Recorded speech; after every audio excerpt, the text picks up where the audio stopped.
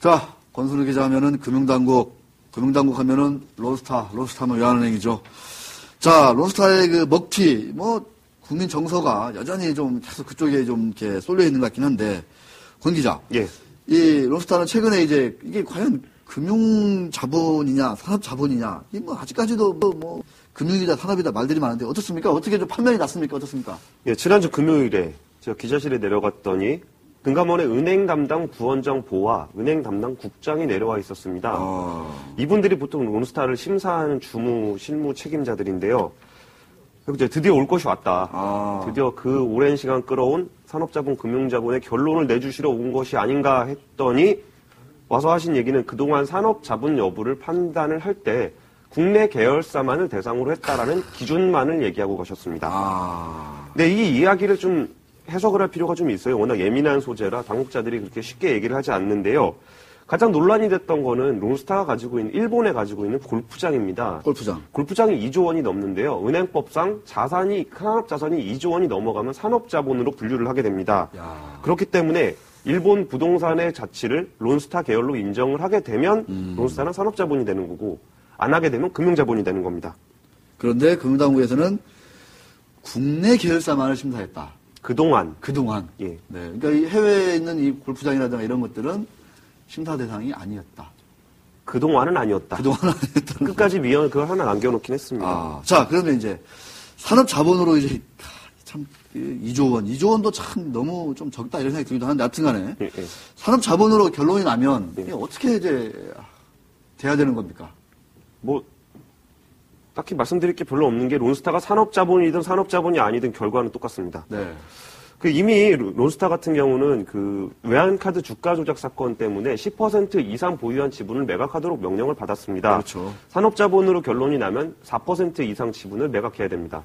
근데 론스타는 이미 하나금융지주와 51% 지분을 팔기로 계약을 했기 때문에 어차피 전량 매각을 할 거기 때문에 4% 이상이든 10% 이상이든 전혀 상관이 없습니다. 의미가 없는 거죠. 그렇군요. 예. 크게 대세 지장은 없군요. 예. 좀 이제 궁금한 게, 하나금융지주가 이 론스타를, 하나 외환은행을 인수하면 주가가 좋을 거다. 그렇게 했는데 지금, 제가 일봉을 보니까 이 쌍봉을 그리면서 저점을 이탈할 기세를 보이거든요. 이거는 좀 어떤 현상이라고, 왜 이렇게 좀 이런 일이 일어난다고 좀 봐야 되나요? 외환은행을 하나금융이 인수하는 거를 시장에서는 대부분 기정사실화하고 있었고요. 일반적으로 올랐을 때 많이 오르고 같이 빠질 때 빠지는 경향이 보이긴 했는데, 외환은행의 영업력이 많이 손실됐다는 측면들이 좀 많습니다. 그동안 1년 동안 시위를 하느라고 영업하시는 노조원들이 많이 계속 영업 현장에서 이탈을 하셨었고요. 그리고 하나금융지주와 이렇게 합쳐졌을 때 외환은행의 전문성이 좀 줄어들지 않을까라는 우려도 있었고, 그동안 외환은행의 주가를 지탱해온 주주들을 만족시켜왔던 최고의 조건은 배당이었습니다. 하지만 이제 금융당국에서 배당에 대한 칼날을 내밀고 있고, 하나금융지주 역시 외부로 배당을 많이 받아야 될 유인이 떨어지기 때문에 배당 여력도 좀 크게 없는 편입니다. 그렇습니다.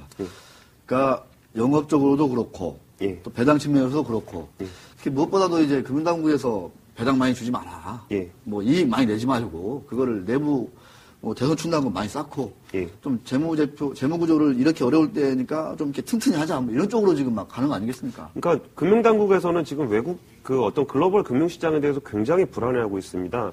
김석동 금융위원장이 지지난주인가 유럽에 갔다 왔거든요. 갔다 왔는데 거기 유럽 같은 경우는 긴축이 어느 정도 그냥 금융당국의 생각이 아니고 전 국가적인 어떤 트렌드가 돼서 당국에서 긴축을 하라 그런 거에 크게 저항이 없을 정도라 그러더라고요. 그런 상황이 됐을 때 우리나라 금융회사들 같은 경우는 아직 건전성을 충분히 유지를 하고 있습니다.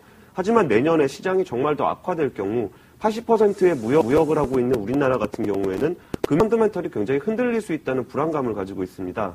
그래서 지금 금융당국에서는 계속 내손 충당을 높이려고 하고 있고요. 그리고 2013년 이후에 바젤 3가 도입이 되면 거기에 맞춰서 해야 되는 부분도 있고 2012년에도 계속 자본을 충당하라고 지금 준비를 하고 있어서 은행들은 또 금리가 떨어지는 와중에서 예대 마진이 떨어지고 그러면 건전성 때문에 떨어지고 영업적으로 안 좋고 그러면 전체적으로 좀 금융주들은 힘들 거다라고 보통 당국자들은 얘기를 하고 있더라고요. 그렇군요. 제 개인적인 생각이긴 합니다만 지금 유럽, 미국에서 다들 긴축. 레버리지를 회수해라, 줄여라. 부채 줄여라, 차익 줄여라 하고 있지 않습니까?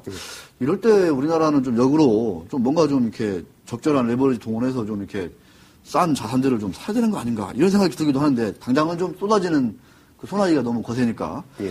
자, 마지막 질문이 될 것 같습니다. 이 권순일 기자가 이 전반적으로 론스타 이 먹튀 논란 쭉 취재하면서 느끼는 게 많을 텐데, 예. 이 론스타가 남긴 것, 산업자본 논란부터 해가지고, 예. 좀, 론스타가 남긴 것이 무엇인지 좀 마지막으로 한 1분 정도 시간에서 한번 좀 정리해 주시죠. 예, 론스타가 남긴 것은 우리나라의 어떤 제도들이 얼마나 선진화되지 못했었지를 보여주는 것 같습니다. 1차적으로 공무원들은 론스타가 들어올 당시에 산업자본 여부에 대해서 제대로 판정하지 않았습니다. 그냥 회계법인의 어떤 그 확인서 한 장을 가지고 했었는데요. 제가 특별하게 이슈했던 론스타의 인수 과정에 대한 금융위 의사록이 있었습니다. 그 부분에 산업자본 여부를 판단했느냐라는 질문이 분명히 들어가고요. 외국 자본이 인수했을 때 어떤 문제점이 생길지도 물어보고 충분히 그동안에 지적이 돼 왔음에도 불구하고 제도적으로 외국 자본에 대해서 어떤 금융회사 인수하는 것에 대해서 충분히 방어하지 못했던 측면이 있습니다. 그리고 은행 같은 경우는 저는 개인적으로 외국 자본에 대한 반발은 없지만 금융회사를 외국 자본에 넘기는 건 좀 거부감이 들더라고요. 아하. 우리나라에 들어와 있는 외국계 은행들이 했던 일 크게 별로 없습니다. 그렇죠. 그동안 어떤 선진 금융 기법이라고 하면서 가계대출 위주로 많이 했었거든요. 가계대출은 부동산 담보가 다 돼 있기 때문에 돈을 못 갚아도 담보 처분하면 그만이에요. 오히려 금융이 정말 필요한 우리나라 산업을 육성할 수 있는 중소기업 대출 거의 안 합니다. 오히려 3천억 줄였습니다. 그리고 중소자영업자를 위한 미소금융 참여 안 합니다. 심지어 어떤 금융 관계자는 금융회사들은 연말이 되면 어떤 생색내기 형식이라도 김장이라도 담궈요. 네. 하지만 외국계 은행들 김장 안 담굽니다.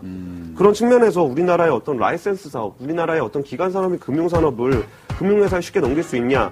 다음 남은 건 우리 금융 네. 어떻게 막을 건지 심각하게 봐야 될 것 같습니다. 네, 알겠습니다. 우리 금융 민영화까지 우리 권순일 기자가 잘 정리해 준 것 같습니다. 자, 오늘 수고하셨습니다. 예, 감사합니다. 네. 감기 조심하십시오. 네, 감기 조심하십시오.